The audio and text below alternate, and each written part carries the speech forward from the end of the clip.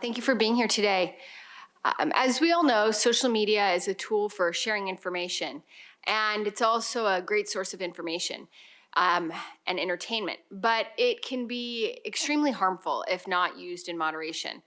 The American Psychology Association reports significant connections between rising social media use and reduced well-being, including mood disorders like depression and anxiety.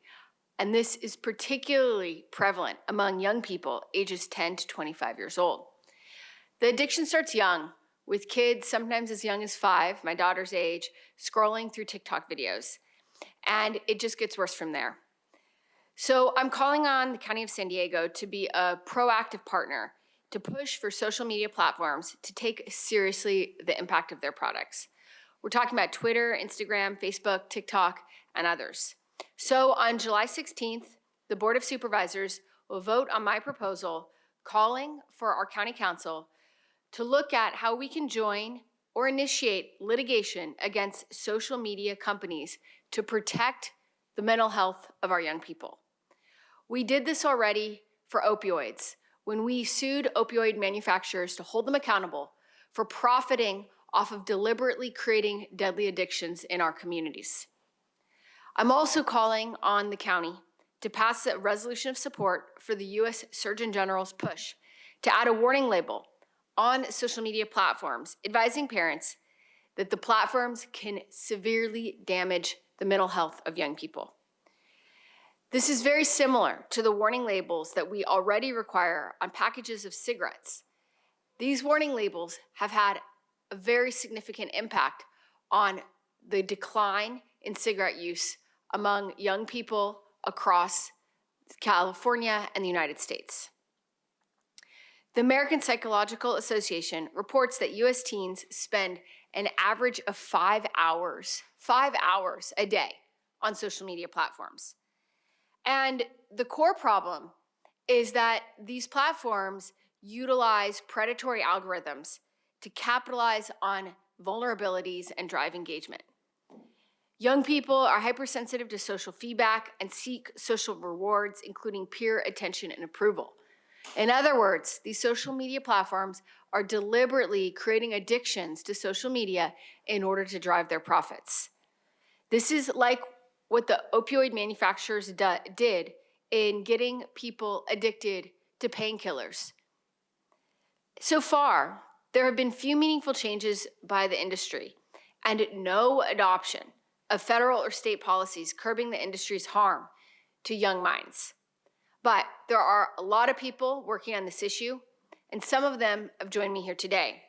The San Diego LGBTQ Community Center and the YMCA, among many others. And as you know, data and research on these kinds of issues is incredibly important to me. So today, I'm very pleased we have an expert in this area with us to talk further about the harmful effects of social media. We also have with us today some students who have personal experience with the harmful and deleterious effects of social media. So our next speaker is Dr. Twangy.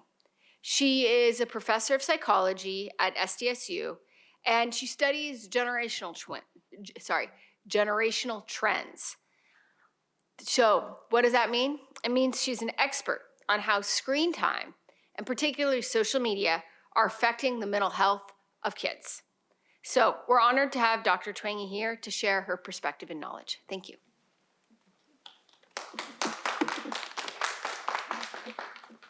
All right, thank you so much. So my name is Jean Twangy. I'm a professor of psychology at San Diego State. So my first name is spelled Jean. The last name is spelled Twenge. So I do research on generational differences. I published a book called iGen in 2017 that's about Gen Z and how technology has impacted their mental health in a negative way. And then my most recent book is called Generations, and it's about all 6 living American generations and how they have all been impacted by technology. So I've been doing this work for a long time, for decades, and I got used to seeing generational changes in the big national surveys of teens. That would be big, but they would take a decade or two to roll out. Then around 2012, I started to notice changes that were bigger and more sudden. I'd really never seen anything like it. More and more teens started to say they felt lonely, that they felt left out, that they felt like they couldn't do anything right, that their life wasn't useful. And those are classic symptoms of depression. Then it started to appear in clinical level depression, not from doctor diagnoses, but symptoms in population surveys. Teen depression doubled between 2011 and 2019, so before the COVID pandemic. So when I first started to see these trends, I really didn't know what was causing them. It was completely misaligned with economic trends. The US economy was finally starting to improve around 2012. It was tough to think of anything that happened around that time and then reverberated across the decade, particularly because we soon got international data showing that these increases in depression and loneliness and self-harm were occurring around the world, particularly in English-speaking countries and in Europe. We also started to find out that the more time a teen spends on social media, the more likely it is he or she will be depressed. And these are not small effects. Heavy users of social media are often twice as likely to be depressed as non-users of social media in the adolescent population.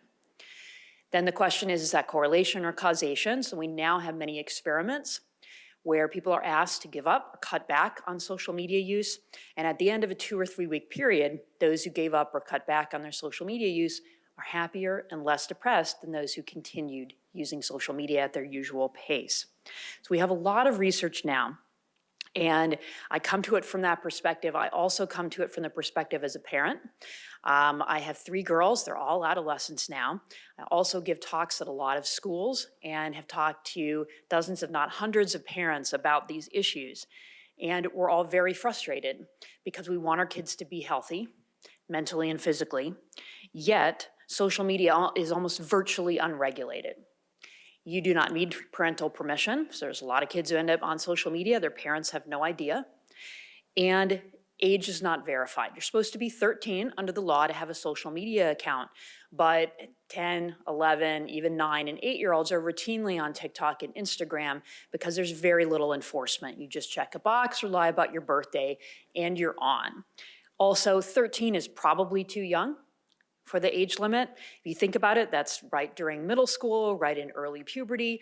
What educator or developmental psychologist or even parent would ever say, 13, that's the perfect age to introduce social media? Very few would say that. 16 or even 18 is a much more reasonable age. So very happy to be here and support this initiative that I am hoping will help parents and help kids and teens themselves be more mentally healthy in our modern age. Thank you.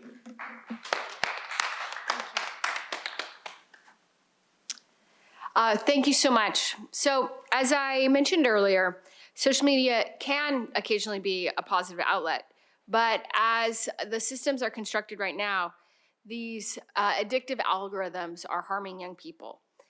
So I'd like to introduce 2 students from San Diego Unified Student Wellness Education and Resource Committee.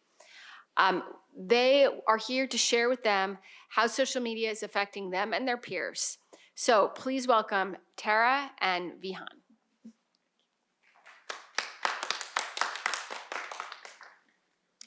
Hello, my name is Tara Georgievich, and I am the current co-chair of the Student Wellness Education and Resources Committee, which serves San Diego Unified School District and all students that are in it. SWER champions student wellness and advocates for the integration of mental health education across all campuses in San Diego Unified. I, like many other teenagers, have a social media account. I've been online for a couple years now, and I'm only 16. I have several accounts at that, across multiple platforms. Across the several years I've spent on these platforms, I believe that I've viewed hundreds of thousands, if not millions of posts. So I consider myself a little bit of an expert on this topic. I'm no stranger to this broad range of content that is portrayed on these social networking websites. Throughout all the time I've spent consuming content, I've noticed a common effect that social media platforms have on my peers: desensitization. Spending hours a day staring into a screen which regurgitates content with seemingly no end is mind-numbing. Even more so when casual hatred and bullying is added to the mix. Social media algorithms are designed to keep viewers on a platform as long as possible, making these platforms incredibly easy to become addicted to. Spending long periods of time in spaces that breed negativity as a young person with a developing brain is harmful. These spaces expose youth to bullying and hatred to an extent never seen before. Rude and discriminatory comments litter both post and comment sections, cultivating and normalizing apathy amongst teenagers in a critical time of development, when instead empathy should be emphasized and encouraged. I see so many of my peers spending more time on their phones rather than connecting with each other face to face. I feel a genuine disconnection when I see how much time we spend online on these platforms instead of conversing with each other in a time where the brain is developing and these critical friendships are really necessary. We can't build these friendships that are known and needed during this time period in our lives online. We need more face-to-face communication, and normalizing all this time spent on social media through not having regulations and constantly being on these apps with these harmful algorithms is negatively impacting youth. The exposure of such demoralizing content on a regular daily basis results in a lack of compassion and understanding among youth, and a disconnect within each other, which is why I urge this resolution to be passed. I really feel that social media platforms are harmful to youth all across the nation and just in general who use it. Could you spell your name? Yeah, my first name is Tara, T-A-R-A, Georgievich, D-J-O-R-D-J-E-V-I-C.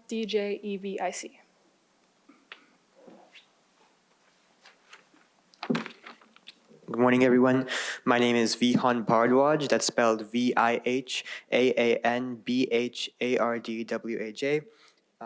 Good morning, everyone. My name is Vihan Bhardwaj, and I'm a rising sophomore at Mount Everest Academy. As a part of SWER leadership and the youth of San Diego County, I'm grateful for this opportunity to share my experiences with and thoughts on social media. 4 years ago, I downloaded my first social media app. At first, it was a powerful way for me to connect with my extended family, most of whom live halfway across the world. At that time, I didn't know of social media as anything more than its seemingly innocuous capabilities to connect me with my loved ones.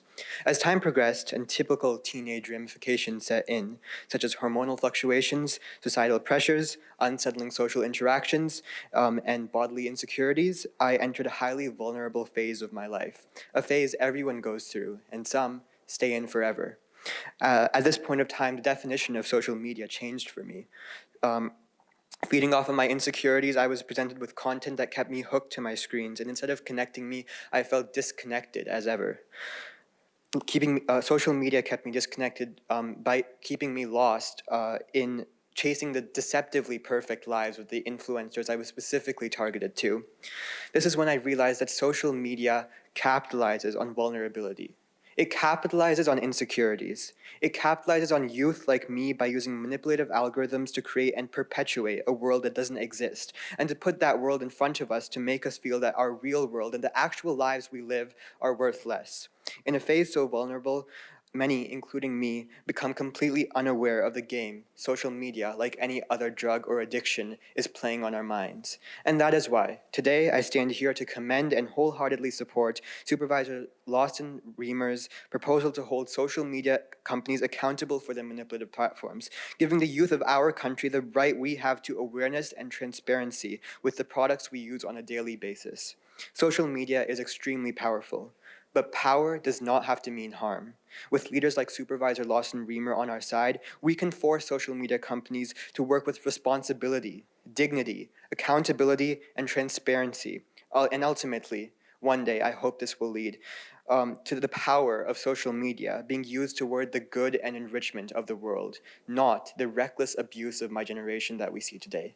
Thank you. Thank you so much. Just to conclude, we are very clearly aware that social media platforms are having a significant negative impact on the mental health of young people. And we also know that there are times and places and ways in which social media can be a powerful connecting force and a powerful force for good.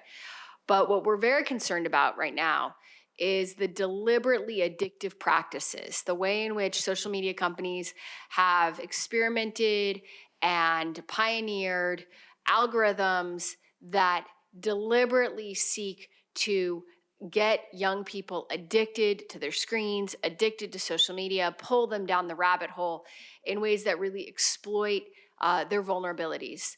And I think it's very similar to the way that opioid manufacturers identified that their drug was addictive, that they would be able to increase their profits if they had a captive audience that was addicted to painkillers.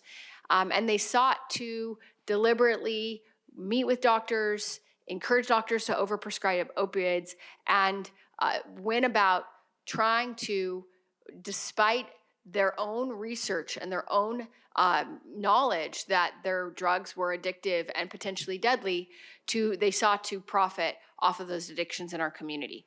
And that's what we're concerned about today with the way that these algorithms are designed with full deliberate knowledge that they are extremely harmful to the well-being of young people, and yet have been designed in a way to be as addictive as possible. What we would like to see is guardrails. We'd like to see safe practices. We'd like to see the mental health and the well-being of our young people front and center in the policies of social media platforms. And that is why I've brought this proposal to my colleagues at the board, and very much looking forward to passing this resolution and this proposal next Tuesday. With that, would like to open the floor for questions. Thank you.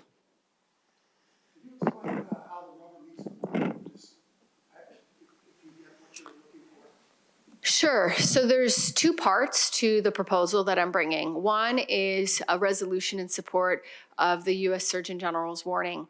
The U.S. Surgeon General, about a month or so ago, basically put forward a proposal to add a warning label on social media platforms. And we think that would be important because we know that having those kind of warning labels on cigarette cartons has been very helpful over the last few decades in reducing cigarette use and changing social norms around cigarette use. So having a warning label on social media platforms would be helpful. That's what the U.S. Surgeon General is calling for, and we are going to hopefully be supporting that call as well. The second piece of what I'm proposing next Tuesday is to join or initiate litigation against social media companies. And we did this against the opioid manufacturers. So if folks recall, we a couple years ago won a huge settlement, a huge judgment against the pharmaceutical companies that were deliberately pushing opioids in our community. We were able to win a judgment of about $120 million here for the county. And we've been using those funds to combat fentanyl addiction here in our own community because we know that the root causes of that fentanyl scourge that we're now all struggling with, from youth in the classrooms to unhoused individuals on our streets, a seed of that was absolutely the deliberate pushing of opioid drugs. And so we sued them and we won and have now been able to utilize those resources to address some of the problems here in our community. And we're looking to do something similar with the social media platforms, is to say, hey, we know that there's huge mental health impacts. We know that you all have full knowledge that these algorithms are addictive and create very harmful impacts. And so we're looking to hold them accountable for the pretty significant mental health impacts that are being created here in San Diego County. And our hope is twofold: that number one, they'll stop, right? That's the most important thing, is that we'd like them to change their practices. And number two, we'd like to get some resources here to help address some of those pretty significant concerns that we're now seeing. So that's how the rubber would meet the road. Supervisor, do you think there's broad, this resolution, do you think there's going to be broad support from your fellow supervisors? I hope so. I mean, I will tell you, this issue of teen and kid social media use and addiction to screens and addiction to their phones is a topic of broadly shared concern. I think it cuts across party lines. It's not political. It's very, very common. I go to my preschool drop-off, and one of the things that the parents are all talking about, especially the parents of kids who are even in third grade, is how worried they are about what's happening. And so this is, I think, a huge issue for parents across the political spectrum, and I very much hope that I'll have the support of my colleagues. Can you tell us what type of disruptive behaviors is the algorithm? Like an example, the algorithm sharing. Sorry, I don't understand the question. Well, you guys were talking about the algorithm, right? The algorithm on social media. I think it was Mm-hmm. you said that it gives like an impact in the young people, like spreading like a word with Okay. So the question is, how do these algorithms work? Okay. I mean, I'm not the tech expert, but perhaps if you'd like to answer that, I can certainly take. I mean, I can very, very top line. What we do know is that it's basically designed so that it shows you content and then shows you content that's similar and shows you more content that's similar, and so that you're kind of getting sucked deeper and deeper. And a lot of times the content that people are most likely to click on, it's like a chocolate cake or a drug, right? There's an attraction in the human brain, especially the adolescent human brain, to be attracted to something that's like a dopamine fix, and it's a quick rush. It's a quick rush of dopamine. And so that's what the algorithms are then showing you, are the things that you're then attracted to click on it again and click on it again, even if it's potentially very, very harmful to you, right? It's like if you just ate sugar cake or you just did a drug all day, because it's this like quick fix of dopamine. But I don't want to steal the thunder of our expert if you want to say a couple words. Okay. Yeah, so the supervisor covered a lot of the important points there. So there's a number of problems with the algorithms. So one is simply that it increases the amount of time people spend on the apps. And so social media companies have poured millions, maybe even billions, into making those algorithms as sticky and some would say addictive as possible. They're designed to keep people on the apps for as long as possible, and then keeping them coming back as often as possible. So they spend the maximum number of hours a day that is possible. So what's the problem with that? Well, because we know that spending more hours a day on social media is linked to depression, that it's linked to spending less time sleeping, to spending less time with people face-to-face, less time exercising. All of these things that we know from decades of research are better for human health. So that's one. And then the other is that it's been shown in lots of social psychology studies that negative and angry content gets shared more, it gets clicked on more, it gets watched more, again, especially by adolescents. And so what a lot of people experience on these apps with these strong algorithms is that they'll watch one or two negative things, and then the app will keep showing them more and more and more negative things. So I've heard it called a wormhole or a death spiral, that, and especially for adolescents, it's just so tempting to watch these things, and because you can't look away, and it gives you that dopamine hit, and there's no way to reset the app. So if you're a little depressed one day, and who isn't, and what teenager isn't, you start watching that content, it will lead you in that direction, and you feel like you can't get out, is what I've heard from a lot of people. Are there apps that are worse than others? Like, I mean, for example, you can go through and reset your TikTok algorithm. Not that I know of. That's a feature that they Is it? Or did they just introduce that? Yeah, Okay. yeah. So people are kind of doing that. They're gaming their algorithm too, with that in mind. But are there certain apps that are worse than others with regard to this? Right. And is it all about what they're looking for, or is it more about what the apps as companies are pushing? This is a big reason why I brought this proposal, right? Because we know that the mental health impacts are incredibly harmful. And we know that the social media companies have a huge amount of discretion, right? Like, it's completely up to them. It's not inherently harmful. Absolutely, you could have a social media app that connects you with your cousins that live in New York and is not at all harmful. These are choices about how these apps are designed. So what we would hope to do by bringing this litigation is create incentives for some of the apps, as you said, to be better than others, and to create a race to the top instead of a race to the bottom. Can I ask a question to either of the team? Sure. And anybody, I'll just Come up. Come up. generally speaking. We find, we find that these days, is there a push amongst teenagers these days to use less social media? Like, is there a kind of blowback happening to use these social media platforms less these days? Or like, is there a crosstalk about that, like in lunchrooms or anything like that? Or is there just like, people are just using it just really? Yeah, I think a lot of teenagers are aware of how much time they spend on social media and they have intentions to cut it, but it's actually extremely hard. Like once the way, again, what she said, it's super addictive. So even if teenagers talk about not using social media, no one does it because it's super addictive, and it's better to be preventative. That before teenagers start this addiction, they know the risks of it, and not later. So it's better to be safe than sorry. And to add on to that, I mean, I know on iPhones, Here. sorry.